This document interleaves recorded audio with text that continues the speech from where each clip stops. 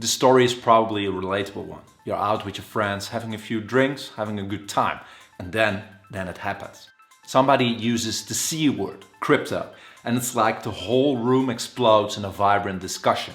In your left ear, a friend is telling you that Bitcoin will replace the dollar, but in your right ear, your buddy is telling you that investing is something for old people. And that's while the bartender actually stops pouring beer to join the discussion while mentioning that Bitcoin is just another pyramid scheme. Well, I know the mayhem, I've been there, but I also know the aching feeling it causes. The feeling of potentially missing out of a great opportunity, while simultaneously thinking, isn't it a scam? Isn't it too good to be true? And if it isn't, why isn't everybody investing in crypto? Well, I love a critical mind and I love thinking outside the box, searching for the latest scoop. Because my name is Raoul, I'm a medical doctor from the Netherlands with a huge passion for investing and education. And in this new YouTube channel, we will focus on interests like crypto, cars, wines that could potentially gain some interest, a little sugar on the side, some upside. Starting off with today's video on investing in crypto. We will cover what the asset actually is, we will cover some positives, some negatives, and how to invest in it. And of course, this is not financial advice, I'm just a random doctor from the Netherlands making investment videos out of an intense passion. So sit back, relax, and learn something.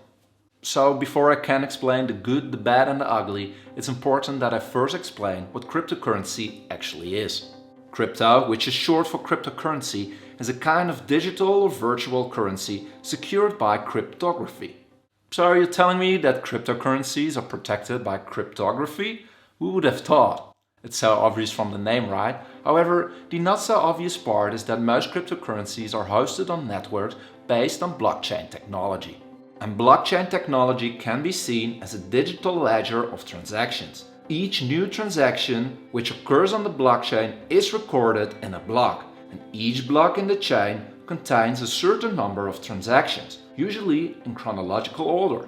In addition, all these transactions are distributed and hosted across the entire network of computers running the blockchain, which can make it decentralized because all the parameters and the rules of the specific blockchain are locked in its code, requiring no centralized authorities to keep the wheels turning.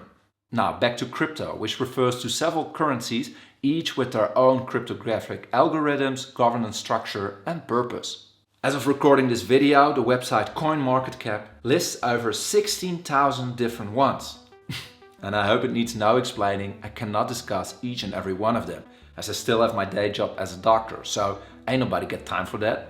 And frankly, it would be a complete waste of your time, as most of them are dead projects, long abandoned by their creators, jokes made by young IT bros, or indeed, pyramid schemes. So now finally, the title of the video starts to make sense. People do invest in crypto, but only in a very small number of the available coins. And as time is money, the question is, which cryptocurrencies are worth your time? Ultimately, that's all up to you, but in order to answer it adequately, it's important to further divide the group of acceptable cryptocurrencies based on their utility. When doing this, they can be characterized in 4 types: currencies, assets, objects, and meme coins. Unfortunately, yes, meme coins. So let's start off with the first group, currencies. And as you probably know, and as probably even your grandmother knows, the first cryptocurrency was Bitcoin. It was invented in 2008 by Satoshi Nakamoto. And its purpose is creating a borderless, decentralized payment system with cheap and fast transactions. It's the OG of the crypto scene, it has a huge first mover's advantage and a global community. Another revolutionary blockchain network is Ethereum, which is designed as a programmable blockchain, enabling its users to build, monetize and use projects built on the secure Ethereum itself. A metaphor to explain the purpose of Ethereum is to see Ethereum as the internet, and the programs built on it, also called dApps, can be seen as websites. Now, most payments within the Ethereum blockchain could be done with ETH or Ether, which is a currency that can be bought and traded. And there are many more notable coins in the currency category. For example, XRP, Solana, Cardano and Litecoin. Or should I say Litecoin, because its algorithms insist that you like and subscribe to the channel if you are enjoying this video. Next up is assets. This group is made out of stablecoins, who derive their value from external assets. We have the coin USDT, also known as Tether, which mirrors the price of the US dollar. Its premise is that one USDT or one Tether is always exchangeable for $1 and vice versa. Another example would be USDC, which is another stablecoin that does exactly the same. And the goal of most of these stablecoins is making transactions safer, faster and cheaper. They enable investors to exchange their cryptocurrencies for a stablecoin while they decide what crypto to buy next. Another category of cryptocurrencies are objects, and these are coins used to finance special projects. Here, crypto is often a vehicle to raise capital for these projects. However, in return for your money, you won't receive any stocks, but you will receive coins. Coins you can buy and sell. Furthermore, if the project you choose does well, your coins will probably go up in value, the same as a stock would do. An example of a coin in this group would be Decentraland. This is a Ethereum-based virtual reality platform where users can buy virtual land using its cryptocurrency, Mana. Or Axie Infinity, which is a blockchain-based battling and trading game, much like Pokemon is. Except the creatures with which players play in the game are tradable and can be very expensive. Which brings us to the last category, meme coins. And these coins, as the name suggests, have no specific purpose and are usually created just for the fun of it. Yet, some of them are worth millions now, even billions. This group consists out of very speculative coins which thrive on hype, during which the community pumps up the trading price. Examples are Dogecoin and Shiba Inu. Just to be fully transparent, the coins I just mentioned are no recommendations. They are just examples of the categories we discussed. And to be even more transparent, I own some Bitcoin and Ethereum myself. But the purpose of this information is that you yourself can better determine what investment decisions to make. On that note, let's continue with the pros of investing in cryptocurrencies as a whole. And there are many reasons to invest at least a small portion of your capital in crypto. First of all, from a macro point of view, cryptocurrency as well as blockchain technology are potentially game changers. They can disrupt many different industries. Just follow my reasoning here. It's programmable in its code, secure because of the encryption. The identity of participants can be anonymous. All transactions are time-stamped and recorded in a ledger. This data is immutable and the ledger is copied and distributed over the whole network. This can fully resolve the need for some centralized entities as well as intermediaries, possibly creating a lot of new economic chances and opportunities we cannot even grasp yet. For people who believe this attractive future to be true, for those deeming this a worthy gamble, crypto could be a promising investment. Another pro would be that some cryptocurrencies have a limited supply. For example, BTC, Bitcoin, will ultimately have a maximum supply of 21 million coins. Unlike most fiat coins, which potentially have an unlimited supply and can be printed into oblivion, which can cause inflation, which is your hard-earned money actually losing value and buying you less stuff. Next up, the cryptography part of crypto makes it actually immutable, secure and anonymous, which makes it impossible for governments to confiscate or tax your currencies without the cooperation of the owner, you. Then there are the massive gains made within crypto. Since 2011, BTC's accumulative gain exceeded 20 million%. I will say that again, 20 million, 7 zeros. And you may say, oh, but that was a long time ago, nobody knew about BTC back then. Which is true, but last year, 2021, BTC again was the best performing asset. The last important pro I could think of is timing.